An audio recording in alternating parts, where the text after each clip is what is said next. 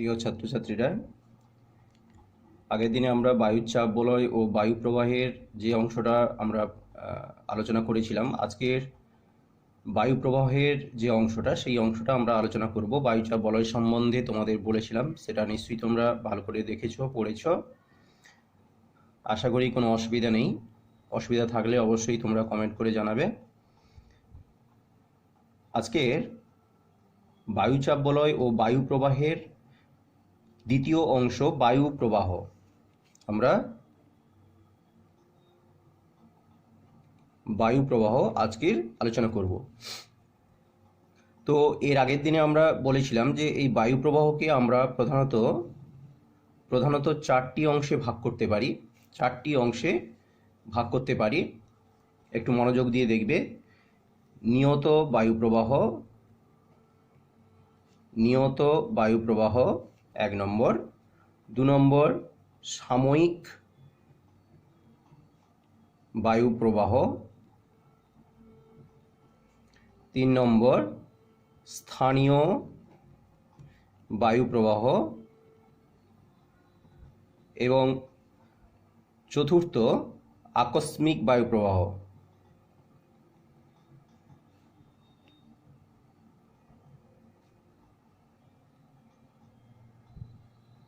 আকস্মিক বায়ু প্রবাহ। তো এই চারটি প্রধান বায়ু প্রবাহের অংশে আমরা ভাগ করেছি আপাতত। তো এখন এখানে আমরা প্রতিটির যে অংশগুলো আছে সেই অংশগুলো সম্বন্ধে আমরা একটু একটু করে ধারণা তৈরি করব, যে কোনটা কি ধরনের বায়ু প্রবাহ বলছে এবং কেন বলছে। এখানে দেখো, এখানে লেখা আছে যে নিয়ত বায়ু প্রবাহ। নিয়ত কথার নাম কি, মানে কি? নিয়মিত। নিয়ত কথার মানে হচ্ছে নিয়মিত, অর্থাৎ সারা বছর ধরে নিয়মিতভাবে একই দিকে প্রবাহিত হবে। বোঝা গেল? নিয়ত বায়ু প্রবাহের এটা মিনিংটাই হচ্ছে যে নিয়মিতভাবে প্রবাহিত হওয়া। কোন অংশ থেকে প্রবাহিত হবে? এটা সাধারণত কোনো একটি নিম্নচাপ অঞ্চলের দিকে প্রবাহিত হবে, অর্থাৎ উচ্চচাপ যে অংশ আছে, বায়ুর উচ্চচাপ অংশ থেকে সবসময় নিম্নচাপ যে অংশ আছে সেই অংশের দিকে সারা বছর ধরে নিয়মিতভাবে প্রবাহিত হবে। এই জন্য একে বলা হচ্ছে নিয়ত বায়ু প্রবাহ। এই নিয়ত বায়ু প্রবাহকে আমরা প্রধানত কটা ভাগে ভাগ করতে পারি? না, 3টি ভাগে ভাগ করতে পারি। আমরা প্রধানত 3টা ভাগে ভাগ করতে পারি। কি কি ভাগ? 1 নম্বর হচ্ছে আয়ন বায়ু। মন দিয়ে শুনবে। 1 নম্বর হচ্ছে আয়ন বায়ু, 2 নম্বর হচ্ছে পশ্চিমা বায়ু, 3 নম্বর হচ্ছে মেরু বায়ু। তাহলে আমরা নিয়ত বায়ু প্রবাহকে 3টি ভাগে ভাগ করলাম: আয়ন বায়ু, পশ্চিমা বায়ু এবং মেরু বায়ু। এখন আয়ন বায়ু নিয়ে আমরা আলোচনা করব।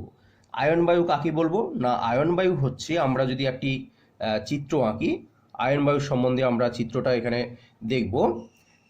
আমাদের যে পৃথিবীর যে বায়ুমণ্ডল, অর্থাৎ আমরা যদি পৃথিবীর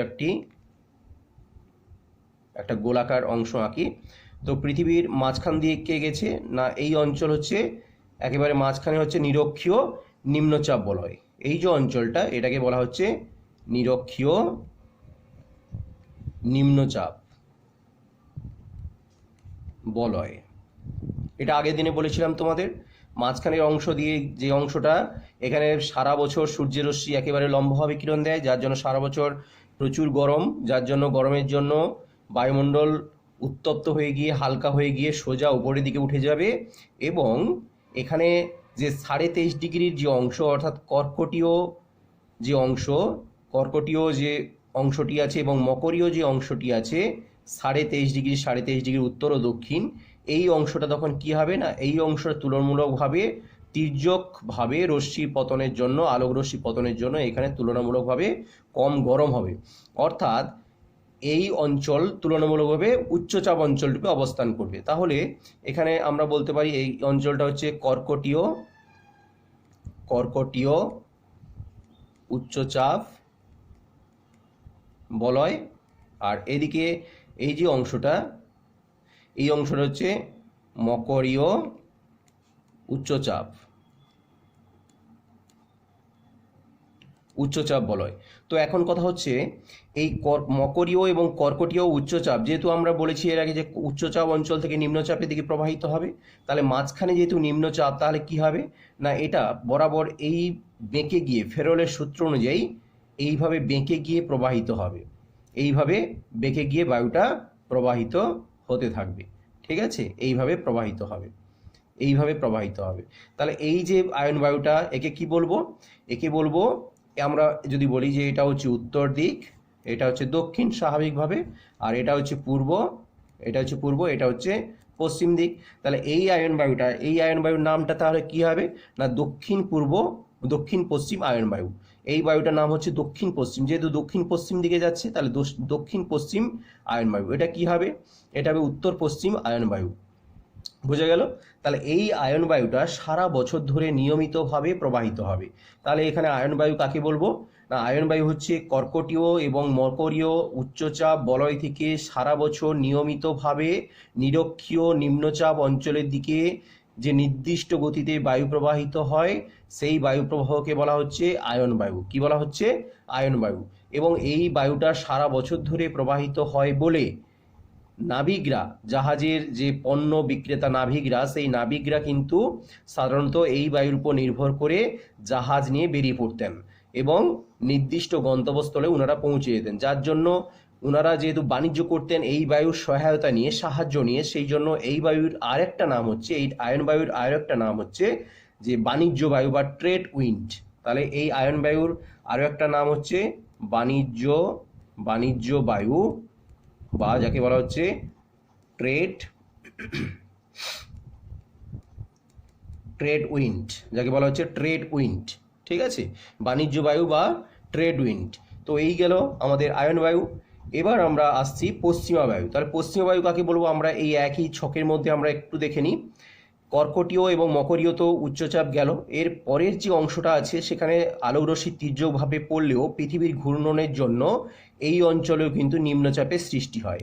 তাহলে এই যে অঞ্চল, আবার ঠিক একইভাবে দক্ষিণ মেরুতে যে দক্ষিণ দিকে দক্ষিণ গোলার্ধের যে অংশটা, এই যে অঞ্চল, এখানেও ঠিক সূর্যের রশ্মি লম্বভাবে কিরণ দেয় না, তীর্যকভাবেই কিরণ দেয়, কিন্তু এখানে তাপমাত্রা কম হলেও এই অঞ্চলে পৃথিবীর ঘূর্ণনের জন্য সমস্ত বায়ু কেন্দ্র বহির্মুখী একটি বলের কারণে বায়ুমণ্ডল ছিটকে গিয়ে কি হবে না এখানেও নিম্নচাপ অঞ্চলের সৃষ্টি করে। তাই এই অঞ্চলের নাম হচ্ছে কি না কুমেরু বৃত্তীয় নিম্নচাপ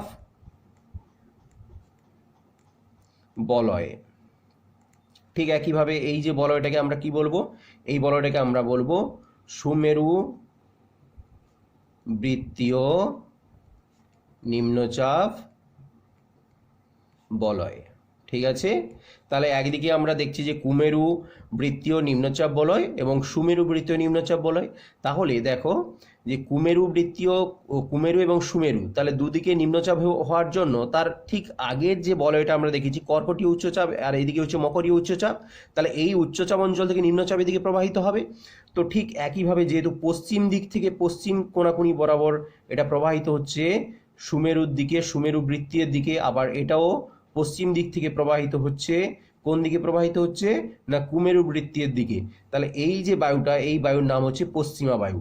তাহলে আমরা এই বায়ুকে নাম দিয়েছি আয়ন বায়ু বা বাণিজ্য বায়ু। ঠিক একইভাবে এই অংশের নাম দিলাম আমরা এই অংশ, এবং এই অংশের যে বায়ু প্রবাহ, এই অংশের আমরা নাম দিলাম এটাই হচ্ছে পশ্চিমা বায়ু। এটাকে বলা হচ্ছে পশ্চিমা বায়ু, তার কারণ হচ্ছে পশ্চিম দিক থেকে প্রবাহিত হচ্ছে। তাহলে পশ্চিমা বায়ু কাকে বলবো না কর্কটীয় এবং মকরীয় উচ্চচাপ বলয় থেকে নিয়মিতভাবে সারা বছর সুমেরু বৃত্তীয় নিম্নচাপ এবং কুমেরু বৃত্তীয় নিম্নচাপের দিকে যে প্রবাহিত হয় সেই বায়ুকেই বলা হচ্ছে পশ্চিমা বায়ু। তাহলে পশ্চিম দিক থেকে প্রবাহিত হচ্ছে, দেখো এটা হচ্ছে অভিমুখটা কোন দিকে না যাচ্ছে, কোন দিক বরাবর না এটা হচ্ছে সাধারণত আমরা বলতে পারি এটা হচ্ছে পশ্চিম দিক। তাই পশ্চিম দিক থেকে যাচ্ছে সাধারণত উত্তর দিকমুখী হয়ে চলে যাচ্ছে, যার জন্য একে বলা হচ্ছে সাধারণত পশ্চিমা বায়ু। আবার এদিকে দেখো পশ্চিম দিক থেকে চলে আসছে দক্ষিণমুখী বরাবর হয়ে চলে আসছে, অর্থাৎ কুমেরু বৃত্তীয় দিকে চলে আসছে। কুমেরু বৃত্তীয় যে নিম্নচাপ আর এদিকে হচ্ছে সুমেরু বৃত্তীয় নিম্নচাপের দিকে চলে যাচ্ছে, এই অংশকে বলা হচ্ছে পশ্চিমা বায়ু। এর পরের যে অংশ আমরা চলে যাচ্ছি দেখো, আর একটা হচ্ছে নিয়ত বায়ুর, আর একটা হচ্ছে মেরু বায়ু।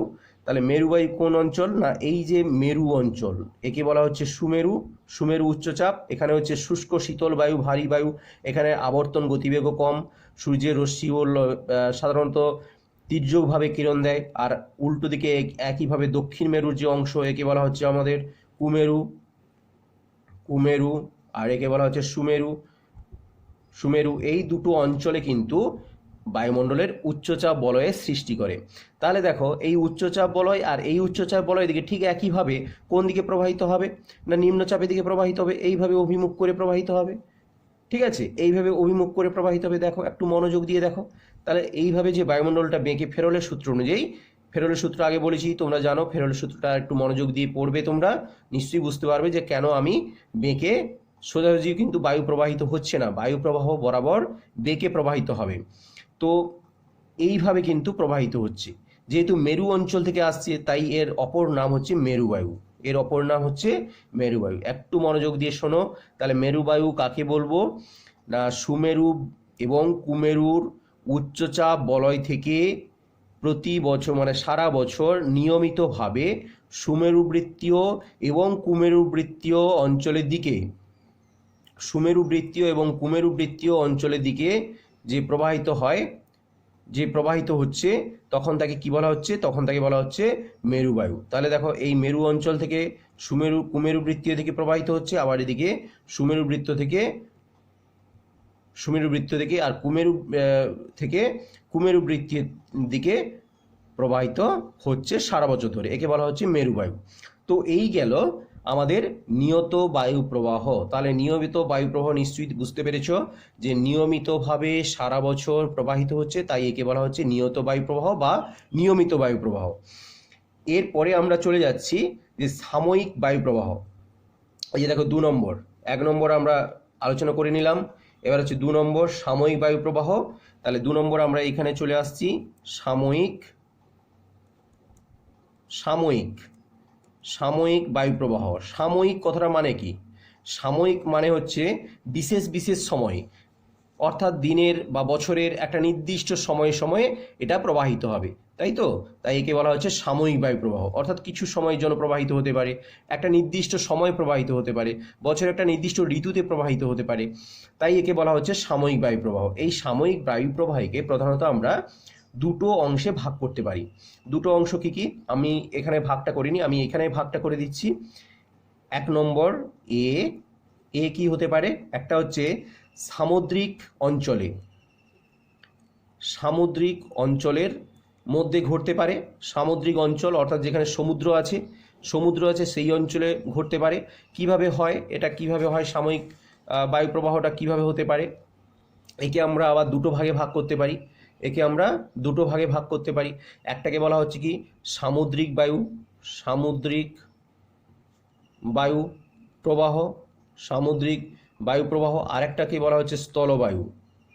তাহলে সামুদ্রিক বায়ু আর এটাকে বলা হচ্ছে স্থলবায়ু। ঠিক আছে, সামুদ্রিক বায়ু প্রবাহ বা সামুদ্রিক বায়ু বলতে পারো, আর স্থলবায়ু প্রবাহ বা স্থলবায়ু বলতে পারো। যাই হোক, তাহলে এখানে আমরা যদি দেখি যে ধরো এরকম একটা সমুদ্রের একটা অংশ আছে, অগভীর একটা অংশ আছে, সমুদ্রের একটা অগভীর অংশ, জলরাশি আছে এইখানে, আর একটা হচ্ছে উঁচু এরকম ডাঙ্গা আছে, অর্থাৎ স্থলভাগ আছে। তো এখন এখানে কি হচ্ছে? জল আছে। তোমরা জানো যে সূর্যের রশ্মি যখন পড়বে তখন কি হয় না দিনের বেলায় কি ঘটবে? দিনের বেলায় স্থলভাগ, এটা হচ্ছে স্থলভাগ, এটা হচ্ছে জলভাগ বা সামুদ্রিক অঞ্চল। এখন দিনের বেলায় কী হবে? স্থলভাগ দ্রুত উষ্ণ হবে, জলভাগ তুলনামূলকভাবে কম উষ্ণ হবে, অর্থাৎ ধীরে উষ্ণ হবে। এর ফলে কী হবে না স্থলভাগে দ্রুত উষ্ণ হওয়ার জন্য এখানে বায়ুমণ্ডল সোজা গরম হয়ে উপরের দিকে উঠে যাবে, অর্থাৎ এখানে নিম্নচাপের সৃষ্টি হবে দিনের বেলায়, কিসের সৃষ্টি হবে? নিম্নচাপের সৃষ্টি হবে, তুলনামূলকভাবে নিম্নচাপের সৃষ্টি হবে। আর জলভাগের এখানে কি হবে? না উচ্চচাপের সৃষ্টি হবে, উচ্চচাপ। তাহলে তুলনামূলকভাবে এখানে উচ্চচাপের সৃষ্টি হবে বায়ুমণ্ডলের। এর ফলে কি হবে? না দিনের বেলায় বা সামুদ্রিক অঞ্চল থেকে স্থলভাগের দিকে বায়ুপ্রবাহ ঘটতে থাকবে, বায়ুপ্রবাহ ঘটতে থাকবে। ঠিক আছে, বায়ুপ্রবাহ ঘটতে থাকবে, একে বলা হচ্ছে সামুদ্রিক বায়ু। তাহলে দিনের বেলায় কি হয়? না দিনের বেলায় স্থলভাগ, একটু মনোযোগ দিয়ে শোনো, দিনের বেলায় সূর্যের রশ্মি পতনের ফলে স্থলভাগ দ্রুত গরম হয়ে ওঠে। এর ফলে স্থলভাগের বায়ুমণ্ডল গরম ও হালকা হয়ে গিয়ে সোজা উপরের দিকে উঠে যাবে, কিন্তু তুলনামূলকভাবে জলভাগের অংশটা শীতল থাকবে। এর ফলে এই অঞ্চলে জলভাগ বা সামুদ্রিক অঞ্চলে উচ্চচাপের সৃষ্টি হবে আর স্থলভাগে নিম্নচাপের সৃষ্টি হবে। এর ফলে সামুদ্রিক যে বায়ুটা সেটা ভারী বায়ু সোজাসুজি শূন্যস্থান পূরণ করার জন্য স্থলভাগের দিকে প্রবাহিত হবে। এই বায়ু প্রবাহকে বলা হচ্ছে, কি বলা হয়? সামুদ্রিক বায়ু। এটা কিছু সময়ের জন্য ঘটে, দিনের বেলায় কিছু সময়ের জন্য ঘটে। এরপরে যখন সন্ধ্যাবেলা হতে হতে ধীরে যখন আবার রাত বাড়বে, রাত বাড়ার সঙ্গে সঙ্গে কী হবে? না জলভাগ ধীরে ধীরে গরম হয়ে গেল। তোমরা জানো যে যত দ্রুত গরম হবে সে তত দ্রুত ঠান্ডা হবে, এটা হচ্ছে পদার্থের ধর্ম। যেমন দেখো, জলকে তোমরা যদি গরম করো ধীরে গরম হয় কিন্তু খুব ধীরে ঠান্ডা হয়। আবার একটা লোহার দণ্ডকে যদি তোমরা গরম করো তাহলে দেখবে দ্রুত গরম হয়ে যাচ্ছে আবার দ্রুত ঠান্ডা হয়ে যাচ্ছে। তার কারণ হচ্ছে এটাই, অর্থাৎ যে যত দ্রুত তাপ গ্রহণ করতে পারবে সে তত দ্রুত তাপটাকে বর্জন করতে পারবে। তো এক্ষেত্রেও ঠিক একই, জল যখন গরম হয়ে উঠেছে একেবারে দিনের শেষে তখন স্থলভাগও গরম হয়ে গেছে যথেষ্ট, কিন্তু রাত্রিবেলায় কি হয়? এই স্থলভাগ মানে রাত্রিবেলায় ঠিক তার উল্টো হয়। রাত্রিবেলায় কি হবে? না স্থলভাগটা দ্রুত ঠান্ডা হয়ে যাবে। এর ফলে কি হবে? রাত্রিবেলায়, তাহলে এটা হচ্ছে দিনের বেলায় সৃষ্টি হলো, এবার হচ্ছে রাত্রিবেলায় কি হবে? রাত্রিবেলায় এটা কি হবে? না স্থলভাগটা দ্রুত ঠান্ডা হওয়ার ফলে এখানে শীতলতার সৃষ্টি হবে, অর্থাৎ এখানে উচ্চচাপের সৃষ্টি হবে। তখনও কিন্তু এই জলভাগটা গরম হয়ে আছে, অর্থাৎ এখানে কিন্তু তুলনামূলকভাবে নিম্নচাপের সৃষ্টি হবে। এবং ভোরের দিকে কি হয়? স্থলভাগ একেবারে শীতল বায়ুতে ভরপুর হয়ে যায়, মানে একেবারে ভোরের দিকে শীতল বায়ুতে ভরপুর হয়ে ওঠে, কিন্তু জলভাগ তখনও হালকা, তুলনামূলকভাবে নিম্নচাপের সৃষ্টি হয়ে থাকে স্থলভাগের তুলনায়। এর ফলে ভোরের দিকে স্থলভাগের অঞ্চল থেকে জলভাগের দিকে যে বায়ু প্রবাহ হয়, অর্থাৎ স্থল থেকে জলভাগের দিকে বায়ু প্রবাহ হচ্ছে, একে বলা হচ্ছে স্থলবায়ু, একে বলা হচ্ছে স্থলবায়ু। তাহলে বোঝা গেল পরিষ্কার। বইটা আর একটু পড়ে নেবে ভালো করে মনোযোগ দিয়ে, অবশ্যই বুঝতে পারবে। আমার এই ভিডিওটা মন দিয়ে দেখবে এবং অবশ্যই বুঝতে পারবে। 3 নম্বর আমরা বায়ু প্রবাহ চলে যাচ্ছি, 3 নম্বর অংশে চলে যাচ্ছি। আচ্ছা, তো তোমাদের আরেকটু জিনিস বলে দিই, এখানে স্কিপ করে গেলাম। 3 নম্বর যাওয়ার আগে আমরা 2 নম্বরে বলি। 2 নম্বর বি, এটা হচ্ছে পার্বত্য অঞ্চল। পার্বত্য অঞ্চলে কি ঘটনা ঘটে? পার্বত্য অঞ্চলে তো সামুদ্রিক নেই, তো সেখানে কি ঘটনা ঘটবে? সেখানে কি হয় না এরকম তো পার্বত্য অঞ্চল, এই পার্বত্যের পাদদেশ, এটা হচ্ছে পাদদেশ, ঠিক একইভাবে এইভাবে পার্বত্য অঞ্চল। তো এইভাবে যখন দিনের বেলায় কি হয়? দিনের বেলায় পার্বত্যের এই যে ঢালগুলো না দ্রুত গরম হয়ে ওঠে, তাহলে দ্রুত গরম হওয়ার জন্য কি হবে? না দ্রুত গরম হওয়ার জন্য এই দিকের দিনের বেলায় এই দিকের বায়ু উপরের দিকে উঠে যাবে, এদিকের বায়ুগুলো উপরের দিকে উঠে যাবে। এই বায়ুগুলো কি বলা হবে? একে বলা হবে অ্যানাবেটিক বায়ু। এই যে উষ্ণ হয়ে বায়ু উপরের দিকে উঠে যাচ্ছে একে বলা হচ্ছে অ্যানাবেটিক বায়ু। এবং উপরে যে শীতল বায়ু, সেই শীতল বায়ু কিন্তু নিচের দিকে নেমে আসবে, একে বলা হচ্ছে ক্যাটাবেটিক বায়ু। তাহলে একে বলা হচ্ছে, এই যে শীতল বায়ু, এই শীতল বায়ুকে বলা হচ্ছে ক্যাটাবেটিক বায়ু। আর যে উষ্ণ বায়ু, এই উষ্ণ বায়ু উপরের দিকে উঠে যাচ্ছে তাকে বলা হচ্ছে অ্যানাবেটিক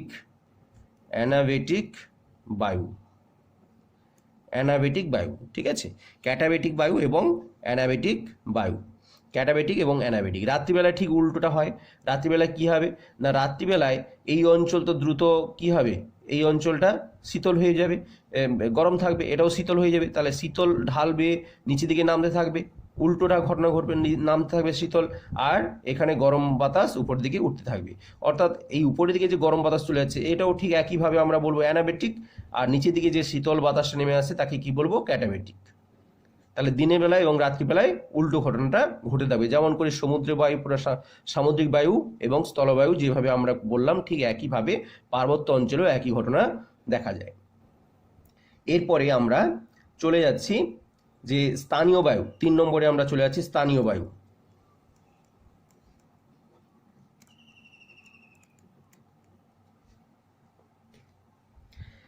স্থানীয় বায়ু, স্থানীয় বায়ুটা কি হবে না, স্থানীয় বায়ু হচ্ছে কোনো একটি বিশেষ অঞ্চলে যখন নিম্নচাপ বা উচ্চচাপের উপর নির্ভর করে বায়ু প্রবাহিত হয়, তীব্র গরমের জন্য, তীব্র দাবদাহের জন্য বায়ু প্রবাহিত হয়, তখন সেই ধরনের বায়ু প্রবাহকে বলা হচ্ছে স্থানীয় বায়ু। যেমন আমাদের ভারতের ক্ষেত্রে যেমন আমরা জানি লু, আঁধি, তোমরা পড়েছ লু, আঁধি, কালবৈশাখী, ঠিক আছে, এই ধরনের যে কিছু সময়ের জন্য স্থানীয় লোকালভাবে প্রবাহিত হয়, তখন সেই বায়ু প্রবাহকে বলা হচ্ছে স্থানীয় বায়ু প্রবাহ।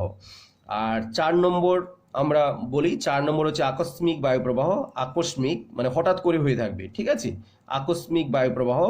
যেমন কিছুদিন আগে একটা আকস্মিক বায়ুপ্রবাহ হয়ে গেল, যেমন হচ্ছে আমফান হয়ে গেল, ঘূর্ণিঝড়ের সৃষ্টি হয়েছিল। তাহলে এই যে ঘূর্ণিঝড়, প্রতিভা ঘূর্ণিঝড়, এই ঘূর্ণিঝড়ের কারণটা কি না, হঠাৎ করে তৈরি হবে কোথাও তীব্র নিম্নচাপের সৃষ্টি হলে, কোথাও ধরো বঙ্গোপসাগরে বা ভারত মহাসাগরে, বঙ্গোপসাগরের মধ্যে কি হয় না, তীব্র নিম্নচাপে কোনো একটি অঞ্চল লম্বভাবে সূর্যের রশ্মি পড়ার জন্য তীব্র নিম্নচাপের সৃষ্টি হবে। এই তীব্র নিম্নচাপের সৃষ্টি হলে কি হবে না, এই নিম্নচাপের ফলে উচ্চচাপ যে অঞ্চলগুলো আছে সেই অঞ্চল থেকে তীব্র বেগে বাতাস কি আসবে, একটা নির্দিষ্ট দিকে ছুটে আসবে। তখন এই যে নিম্নচাপ এবং উচ্চচাপের সৃষ্টি হয়, এর ফলে একটি বায়ুপ্রবাহের সৃষ্টি হয়, অর্থাৎ ঘূর্ণবাত বা সাইক্লোন, ঠিক আছে, ঘূর্ণবাত বা সাইক্লোনের তৈরি হয়, তাকে বলা হচ্ছে আকস্মিক বায়ু প্রবাহ। একইভাবে যে সমস্ত অঞ্চল শীত প্রধান অঞ্চল, সেখানে কিন্তু ঘূর্ণবাতের সৃষ্টি হয়, ঠিক আছে, ঘূর্ণবাতের সৃষ্টি হয়। তো এইগুলো হচ্ছে সাধারণত আকস্মিক বায়ুপ্রবাহ। তো তোমাদের আপাতত এই বায়ুপ্রবাহের এই অংশটা ভালো করে পড়বে, বই থেকে একটু পড়ে নেবে, আর প্রশ্নগুলো তোমাদেরকে আমি পরে জানিয়ে দেব। Thank you.